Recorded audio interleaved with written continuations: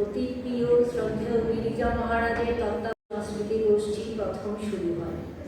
এর কয়েক বছর পর এই সংস্কৃতি গোষ্ঠী যখন আমাদের বিশেষ শ্রদ্ধাভাজন দুই দিদি কর্মসূত্রে বাইরে আছেন, বাচ্চাদেরকে কতটুকু আমরা কি, আমি যদি ভুল না করে থাকি তবে সুমনাদিও সেই শুরু থেকেই এই সংস্কৃতিতে গান শিখিয়ে চলেছে। মৃগাঙ্ক মহারাজ সংস্কৃতি দলের দায়ভার গ্রহণ করেন এবং যথাযথভাবে তা সঞ্চালন করেন। মৃগাঙ্ক মহারাজের পর খুব পপুলার, সবার প্রিয় আমাদের শ্রদ্ধেয় অপু মহারাজ দায়িত্বভার নেন এবং সংস্কৃতি গোষ্ঠী ক্লাস হয়। আজ কিছু সংখ্যক ছাত্ররা আমাদের সংস্কৃতি দল থেকে বেরিয়ে যাবে এবং নতুন কিছু শিক্ষার্থীরা আজ আমাদের জন্য একটি অত্যন্ত গুরুত্বপূর্ণ স্বামী হরিচরণানন্দজি মহারাজ এটি শরীরই ধর্মলাভের প্রথম উপায়। এই নীতিবাক্য অবলম্বন করিয়া পরিশ্রমের উপযোগী সুস্থ শরীরের জন্য আমি, হে সবিতা, আমার সমস্ত পা বিদূরিত করো, যাহা কল্যাণপ্রদ তাহা আমাকে দান করো। ओम नमः श्री यतिराजाय विवेकानंद शूराय। स्वामी जी के बालक जीवन की झलक देखने को मिलेगी। इसे प्रस्तुत करेंगे हमारे संस्कृति के भाई और बहन। इस प्रस्तुति के द्वारा तो कोई तो आय आय शिगिर आय एक साथे खेलबो तो आय आय। শৈশব মানে তো অবারিত আনন্দ আর বুক ভরা অসীম সাহস। প্রায় 200 বছর আগের কথা, উত্তর কলকাতার শিমলাপাড়ায় বাস করত এক দুরন্ত বুদ্ধিদীপ্ত বালক, নাম তার বিলে। এই বিলে পরবর্তী জীবনে বিশ্বজয়ী যুবনায়ী ছিল দয়াপুর। বন্ধুদের সঙ্গে বিলে সারাদিন হরেক রকম খেলায় মেতে থাকত। এভাবে বন্ধুরা বসলে বিলে তাদেরকে শির দেওয়া সোজা করে কিভাবে বসতে হয়, কিভাবে চোখ বন্ধ করে স্থির থাকতে হয়, মনে হচ্ছে যেন খোদে শিব ঠাকুর ধ্যানে বসেছে। সে ডুবে গেছে নিজের মনের গহনে, যেখানে আশেপাশে কোনো শব্দই বোঝাতে পারবে না। হঠাৎ খেলার মাঝে নেমে এলো এই ঘোর বিপদ। এক বিশাল ঘুমক্রোশা ফানা তুলে ফিস ফিস শব্দ করতে করতে ধ্যানের খেলায় যোগ দিতে গেল। বিলের বন্ধুরা সাপ থেকে আতঙ্কে চিৎকার করে উঠল আর বলল, সাপ সাপ, পালা বিলে পালা। একে একে সব বন্ধুরা দৌড়ে পালিয়ে গেল। পালালো না শুধু বিলে। বিলে তো ধ্যানের সাগরে ডুব দিয়েছে। সাপটি বিলের কাছে এসে ফনা তুলে দুলতে লাগলো, কিন্তু বিলে টেরই পেল না যে তার সামনে সাক্ষাৎ মৃত্যু দেয়। একদিকে বিষধর সাপ, অন্যদিকে পাথরের মূর্তির মতো ধ্যানে নিমগ্ন ছোট বিলে। সাপটি বিলের চারপাশে ঘুরে হয়তো বিলেকে সত্যি পাথরের মূর্তি ভেবে কোনো ক্ষতি না করেই চলে গেল। কিন্তু তখনও বিলে স্থির, সেই যা হয়ে গেছে। আড়ালে দাঁড়িয়ে থাকা বন্ধুরা বিলের একাগ্রতা দেখে অবাক। বিলের যখন ধ্যান মানল, দেখল বন্ধুরা তাকে গিয়ে অবাক বিস্ময়ে তাকিয়ে আছে। বিলে হেসে বলল, ভয় কিসের? মন স্থির থাকলে কোনো কিছুই আমাদের ক্ষতি করতে পারে না। এই ছোট বিলে বড় হয়ে আমাদেরকে শিখিয়েছিলেন, একাগ্রতাই হলো শক্তির চাবিকাঠি। যার মন শান্ত আর লক্ষ্য স্থির, দুনিয়ার কোনো ভয় তাকে টলাতে পারে না। এই ছোট্ট বিলেই আমাদের বিশ্ব বরেণ্য স্বামী বিবেকানন্দ।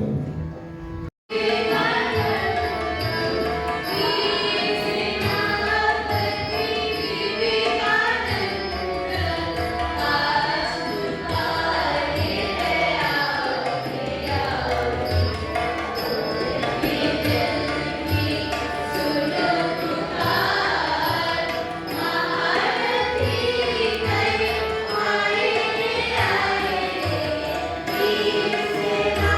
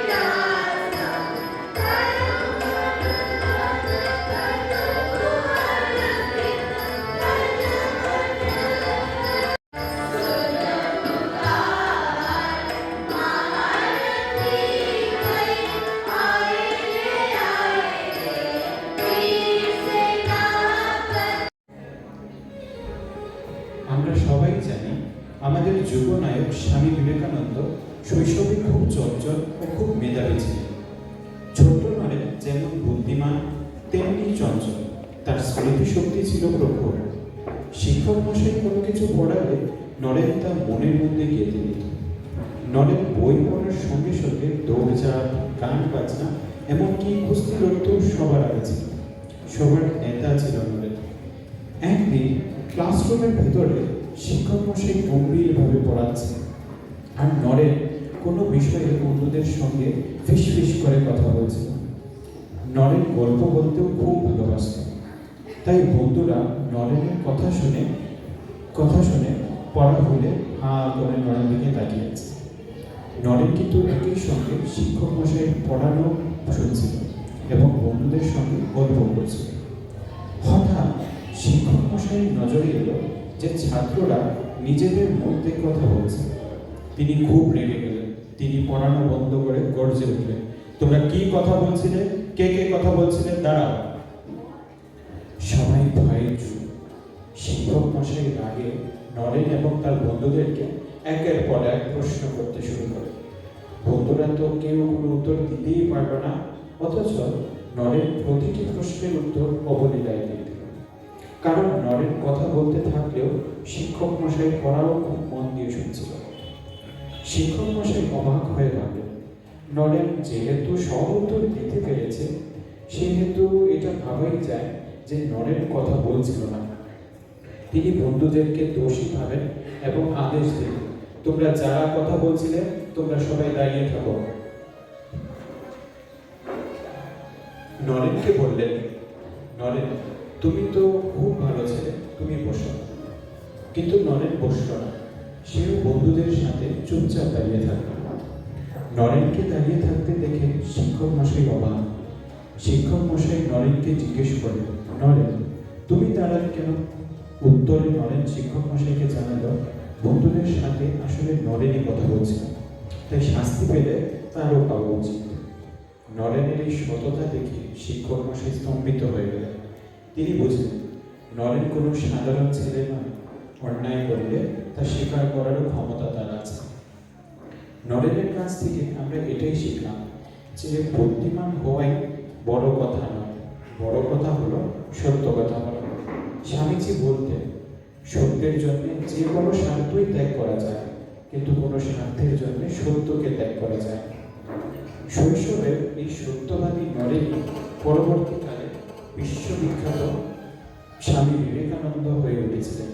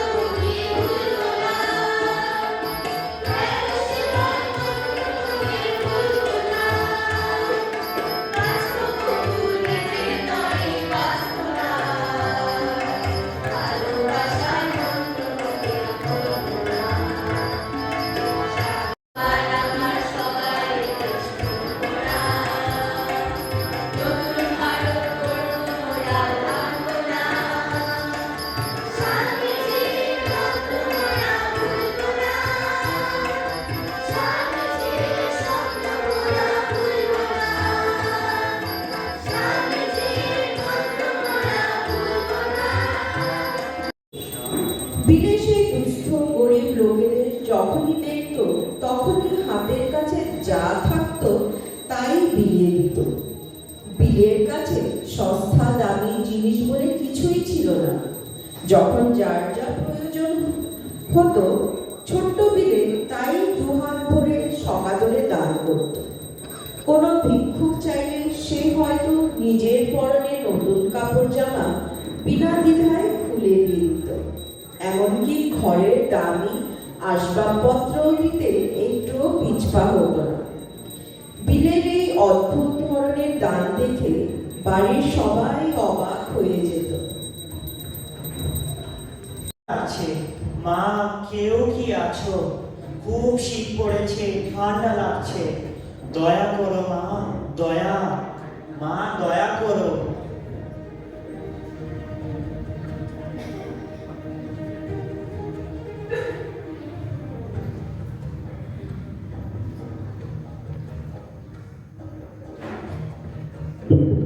মনের আনন্দে বসে আছে, কিন্তু বিলের মা ভুবনেশ্বরী দেবী বিলের এই স্বভাবের জন্য চিন্তিত হয়ে পড়লেন এবং ভাবলেন ঘরের প্রয়োজনীয় জিনিসপত্র যদি এভাবে বিলে দান করে দেয় তবে সংসারের কি হবে। তাই মা বিলেকে অনেক বোঝালেন, বকলেন, এমনকি ভয়ও দেখালেন, কিন্তু বিলে তো বিলে, সে কিছুতেই দান করার থেকে বিরত হতে পারল না, কারণ দান করার মধ্যেই সে খুঁজে পেত এক স্বর্গীয় আনন্দ। বিলেকে একটি ঘরের ভেতরে বন্দি করা রাখা হয়েছে।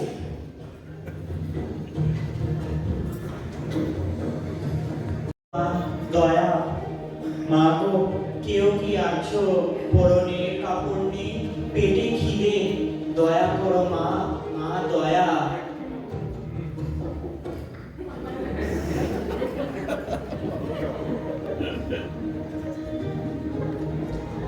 ছোট্ট ছেলে বিলের এই অসীম দয়া দেখে ভিক্ষুকটির চোখে জল এসে গেল।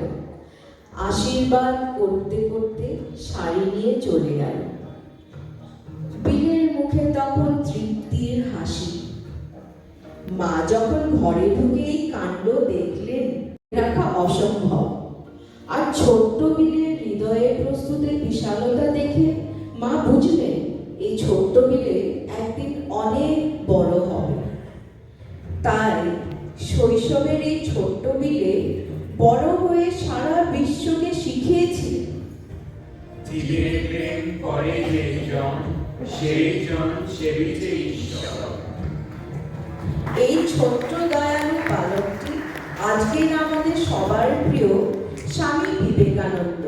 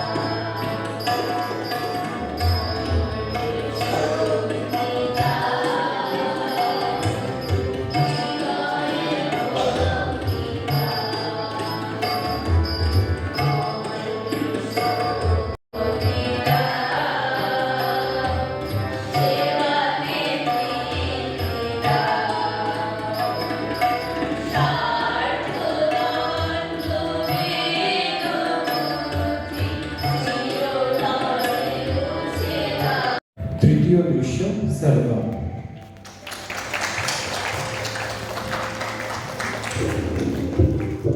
ভুবনেশ্বরী দেবী আদিতি।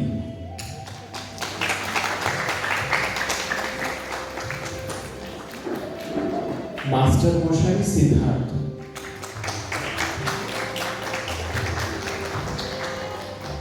সন্ন্যাসী সূর্য।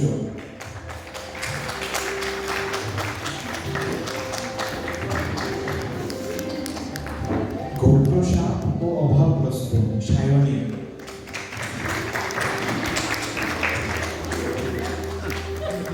ক্ষুধার্ত শ্রেয়সী।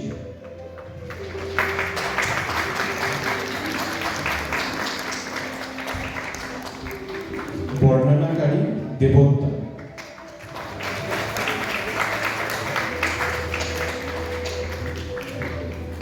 নরেনের বন্ধুরা রিয়া, আলোকৃতি, দীপাঞ্জলি, রনি ও সুন্দর।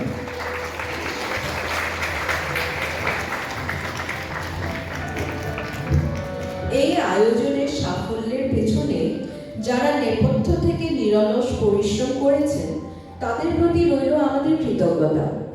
চিত্রনাট্য রচনায় রত্নাদি, অনন্যাদি ও জ্যোতিকাদি, বর্ণনাকারী বাসুদাদা, শতাব্দী ও সুরজিৎ দাদা, সঙ্গীত পরিবেশনায় সুমনা দিদি, সংস্কৃতি ও বিবেক বাহিনীর ভাই বোনেরা, সঙ্গীত পরিকল্পনায় মঞ্জিতেশ দাদা ও বিপাশা দিদি, পরিচালনায় রুচিরা দিদি ও বিনীত দাদা, আলোকসজ্জায় সুবল দাদা ও পঙ্কজ দাদা, সহযোগী বিবেকানন্দ যুব সংঘ।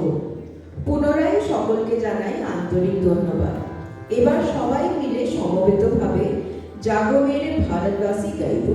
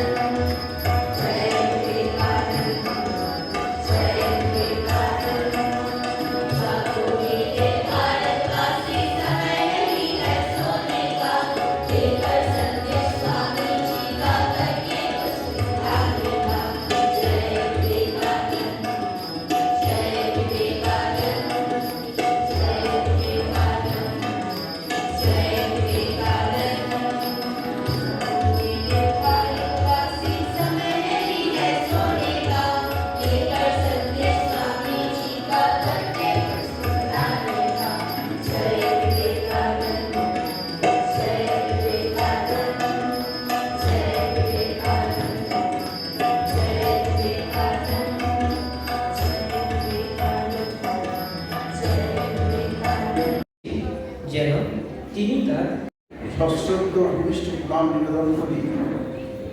এখানে আরো অনেক সন্ন্যাসী ভাইরা আছেন, ভারত দেশে আছেন, পৃথিবীর বিখ্যাত 26টি দেশে, ভারতের বাইরে বহির্ভারতে আমাদের সেন্টার কেন্দ্র আছে, আমাদেরই কেন্দ্র।